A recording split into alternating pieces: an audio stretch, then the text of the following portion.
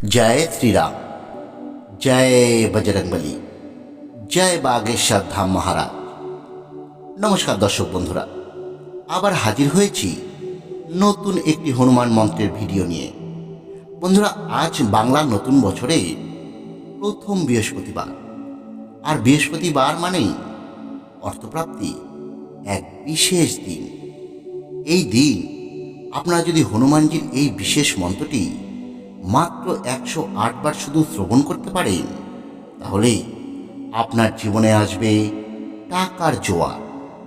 বছরের শুরুতেই আপনারা যদি এই মন্ত্র শ্রবণ করেন, তাহলেই আপনার জীবন থেকে অর্থ সংকট চিরতরে বিদায় নেবে। সারা বছর আপনার কাটবে সুখ, সমৃদ্ধি এবং শান্তিতে।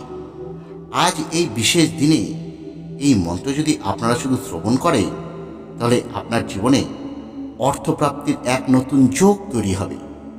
অর্থ আসবার পথে যে বাধা বা প্রতিবন্ধকতা রয়েছে, তাও দূর হয়ে যাবে।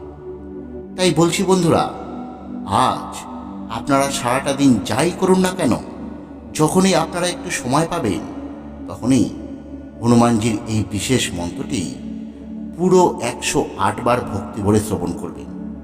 তাহলেই দেখবে আপনার অর্থভাগ্যের দরজা খুলছে। তাহলে আসুন বন্ধুরা, আর কথা বেশি না বাড়িয়ে আমরা এবার শ্রবণ করি হনুমানজির সেই শক্তিশালী মন্ত্রটি। ওং শ্রী বজ্রদেহায় রাম ভক্তায় বায়ুপুত্রায় নমোস্তুতে। ওং শ্রী বজ্রদেহায় রাম ভক্তায় বায়ুপুত্রায় নমোস্তুতে। ওং শ্রী বজ্রদেহায় রাম ভক্তায় বায়ুপুত্রায় নমোস্তুতে। ওং শ্রী বজ্রদেহায় রাম ভক্তায় বায়ুপুত্রায় নমোস্তুতে। ওং শ্রী বজ্রদেহায় রাম ভক্তায় বায়ুপুত্রায় নমোস্তুতে। ওং শ্রী বজ্রদেহায় রাম ভক্তায় বায়ুপুত্রায় নমোস্তুতে। ওং শ্রী বজ্রদেহায় রাম ভক্তায় বায়ুপুত্রায় নমোস্তুতে। ওং শ্রী বজ্রদেহায় রাম ভক্তায় বায়ুপুত্রায় নমোস্তুতে। ওং শ্রী বজ্রদেহায় রাম ভক্তায় বায়ুপুত্রায় নমোস্তুতে। ওং শ্রী বজ্রদেহায় রাম ভক্তায় বায়ুপুত্রায় নমোস্তুতে। ওং শ্রী বজ্রদেহায় রাম ভক্তায় বায়ুপুত্রায় নমোস্তুতে। ওং শ্রী বজ্রদেহায় রাম ভক্তায় বায়ুপুত্রায় নমোস্তুতে। ওং শ্রী বজ্রদেহায় রাম ভক্তায় বায়ুপুত্রায় নমোস্তুতে। ওং শ্রী বজ্রদেহায় রাম ভক্তায় বায়ুপুত্রায় নমোস্তুতে। ওং শ্রী বজ্রদেহায় রাম ভক্তায় বায়ুপুত্রায় নমোস্তুতে। ওং শ্রী বজ্রদেহায় রাম ভক্তায় বায়ুপুত্রায় নমোস্তুতে। ওং শ্রী বজ্রদেহায় রাম ভক্তায় বায়ুপুত্রায় নমোস্তুতে। ওং শ্রী বজ্রদেহায় রাম ভক্তায় বায়ুপুত্রায় নমোস্তুতে। ওং শ্রী বজ্রদেহায় রাম ভক্তায় বায়ুপুত্রায় নমোস্তুতে। ওং শ্রী বজ্রদেহায় রাম ভক্তায় বায়ুপুত্রায় নমোস্তুতে। ওং শ্রী বজ্রদেহায় রাম ভক্তায় বায়ুপুত্রায় নমোস্তুতে।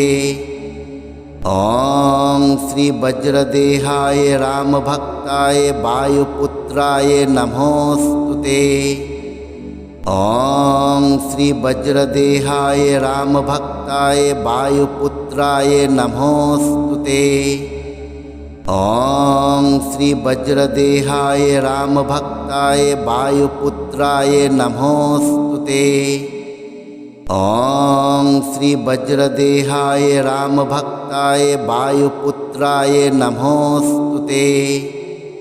ॐ श्री वज्रदेहाय रामभक्ताय वायुपुत्राय नमोस्तुते।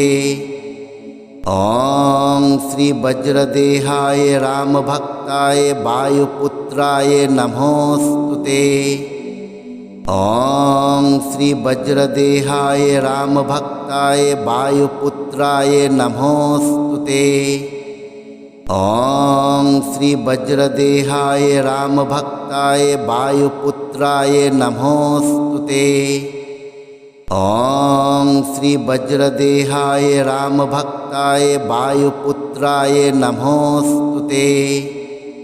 ॐ श्री वज्रदेहाय रामभक्ताय वायुपुत्राय नमोस्तुते।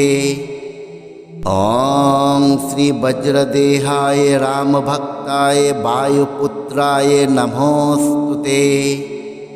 ॐ श्री वज्रदेहाय रामभक्ताय वायुपुत्राय नमोस्तुते। ॐ श्री वज्रदेहाय रामभक्ताय वायुपुत्राय नमोस्तुते। ॐ श्री वज्रदेहाय रामभक्ताय वायुपुत्राय नमोस्तुते। ॐ श्री वज्रदेहाय रामभक्ताय वायुपुत्राय नमोस्तुते। ॐ श्री वज्रदेहाय रामभक्ताय वायुपुत्राय नमोस्तुते।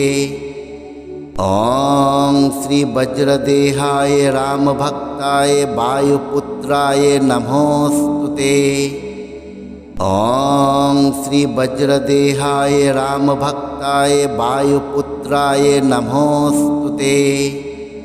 ॐ श्री वज्रदेहाय रामभक्ताय वायुपुत्राय नमोस्तुते।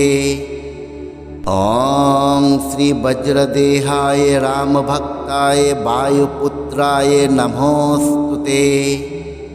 ॐ श्री वज्रदेहाय रामभक्ताय वायुपुत्राय नमोस्तुते। ॐ श्री वज्रदेहाय रामभक्ताय वायुपुत्राय नमोस्तुते। ॐ श्री वज्रदेहाय रामभक्ताय वायुपुत्राय नमोस्तुते। ॐ श्री वज्रदेहाय रामभक्ताय वायुपुत्राय नमोस्तुते। ॐ श्री वज्रदेहाय रामभक्ताय वायुपुत्राय नमोस्तुते। ॐ श्री वज्रदेहाय रामभक्ताय वायुपुत्राय नमोस्तुते। ॐ श्री वज्रदेहाय रामभक्ताय वायुपुत्राय नमोस्तुते। ॐ श्री वज्रदेहाय रामभक्ताय वायुपुत्राय नमोस्तुते। ॐ श्री वज्रदेहाय रामभक्ताय वायुपुत्राय नमोस्तुते। ॐ श्री वज्रदेहाय रामभक्ताय वायुपुत्राय नमोस्तुते। ॐ श्री वज्रदेहाय रामभक्ताय वायुपुत्राय नमोस्तुते। ॐ श्री वज्रदेहाय रामभक्ताय वायुपुत्राय नमोस्तुते। ॐ श्री वज्रदेहाय रामभक्ताय वायुपुत्राय नमोस्तुते। ॐ श्री वज्रदेहाय रामभक्ताय वायुपुत्राय नमोस्तुते। ॐ श्री वज्रदेहाय रामभक्ताय वायुपुत्राय नमोस्तुते। ॐ श्री वज्रदेहाय रामभक्ताय वायुपुत्राय नमोस्तुते। ॐ श्री वज्रदेहाय रामभक्ताय वायुपुत्राय नमोस्तुते। ॐ श्री वज्रदेहाय रामभक्ताय वायुपुत्राय नमोस्तुते। ॐ श्री वज्रदेहाय रामभक्ताय वायुपुत्राय नमोस्तुते। ॐ श्री वज्रदेहाय रामभक्ताय वायुपुत्राय नमोस्तुते। ॐ श्री वज्रदेहाय रामभक्ताय वायुपुत्राय नमोस्तुते। ॐ श्री वज्रदेहाय रामभक्ताय वायुपुत्राय नमोस्तुते। ॐ श्री वज्रदेहाय रामभक्ताय वायुपुत्राय नमोस्तुते। ॐ श्री वज्रदेहाय रामभक्ताय वायुपुत्राय नमोस्तुते। ॐ श्री वज्रदेहाय रामभक्ताय वायुपुत्राय नमोस्तुते। ॐ श्री वज्रदेहाय रामभक्ताय वायुपुत्राय नमोस्तुते। ॐ श्री वज्रदेहाय रामभक्ताय वायुपुत्राय नमोस्तुते। ॐ श्री वज्रदेहाय रामभक्ताय वायुपुत्राय नमोस्तुते। ॐ श्री वज्रदेहाय रामभक्ताय वायुपुत्राय नमोस्तुते। ॐ श्री वज्रदेहाय रामभक्ताय वायुपुत्राय नमोस्तुते। ॐ श्री वज्रदेहाय रामभक्ताय वायुपुत्राय नमोस्तुते। ॐ श्री वज्रदेहाय रामभक्ताय वायुपुत्राय नमोस्तुते। ॐ श्री वज्रदेहाय रामभक्ताय वायुपुत्राय नमोस्तुते। ॐ श्री वज्रदेहाय रामभक्ताय वायुपुत्राय नमोस्तुते।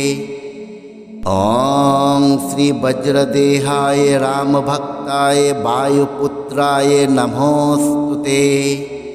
ॐ श्री वज्रदेहाय रामभक्ताय वायुपुत्राय नमोस्तुते। ॐ श्री वज्रदेहाय रामभक्ताय वायुपुत्राय नमोस्तुते। ॐ श्री वज्रदेहाय रामभक्ताय वायुपुत्राय नमोस्तुते। ॐ श्री वज्रदेहाय रामभक्ताय वायुपुत्राय नमोस्तुते। ॐ श्री वज्रदेहाय रामभक्ताय वायुपुत्राय नमोस्तुते। ॐ श्री वज्रदेहाय रामभक्ताय वायुपुत्राय नमोस्तुते। ॐ श्री वज्रदेहाय रामभक्ताय वायुपुत्राय नमोस्तुते। ॐ श्री वज्रदेहाय रामभक्ताय वायुपुत्राय नमोस्तुते। ॐ श्री वज्रदेहाय रामभक्ताय वायुपुत्राय नमोस्तुते। ॐ श्री वज्रदेहाय रामभक्ताय वायुपुत्राय नमोस्तुते। ॐ श्री वज्रदेहाय रामभक्ताय वायुपुत्राय नमोस्तुते। ॐ श्री वज्रदेहाय रामभक्ताय वायुपुत्राय नमोस्तुते। ॐ श्री वज्रदेहाय रामभक्ताय वायुपुत्राय नमोस्तुते। ॐ श्री वज्रदेहाय रामभक्ताय वायुपुत्राय नमोस्तुते। ॐ श्री वज्रदेहाय रामभक्ताय वायुपुत्राय नमोस्तुते। ॐ श्री वज्रदेहाय रामभक्ताय वायुपुत्राय नमोस्तुते। ॐ श्री वज्रदेहाय रामभक्ताय वायुपुत्राय नमोस्तुते।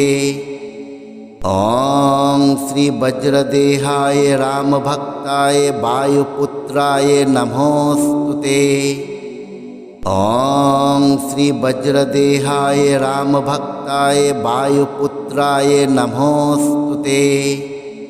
ॐ श्री वज्रदेहाय रामभक्ताय वायुपुत्राय नमोस्तुते।